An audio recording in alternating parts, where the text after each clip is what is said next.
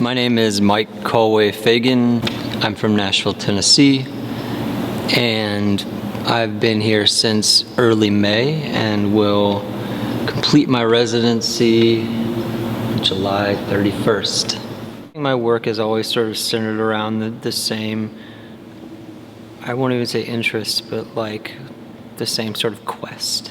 I guess I kind of see like art making as a kind of exploratory, almost like religious practice. So I think that was always like something I was not drawn to, but just sort of compelled to make by default. And I like ultimately I think my work really deals with like human fragility and the kind of impermanence and insignificance of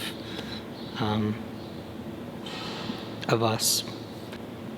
So I think like the project I ended up doing, I like sort of really I only started conceived it maybe like a week or two before getting here, and I think like the project itself was about that kind of like very necessary adaptation. So the project is relatively, I mean it's simple, I guess. An idea was to find a scrapyard to work with that was in or around Omaha, to go out to the site and try to find a pile of steel. So I say scrapyard, a steel scrapyard. And if you've been to a scrapyard, it's kind of what the landscape is comprised of. It's just piles of stuff. Similar to, you know, the books you might sift through at the Goodwill, or the images you might, you know, sift through that are within those books. And so I found one of these piles, and I documented it really thoroughly, and took one really sort of solid portrait image.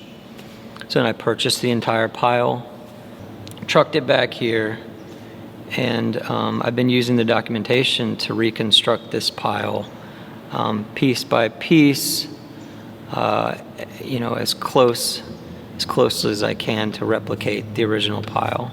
So the whole thing's welded together. It's no longer a sort of loose assemblage of materials, farm implements, and, you know, industrial waste, cutoffs and things and pipes and all that stuff.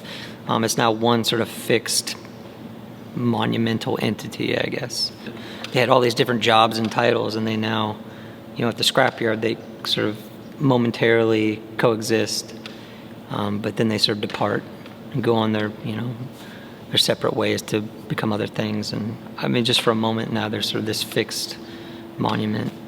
They'll drop it back in the yard, in the exact spot where I'd found it, and then I'll take one last solid photograph, and then the sculpture, I guess, is theirs. The pile's theirs. So ultimately, the piece will exist as these two photographs and a couple of receipts.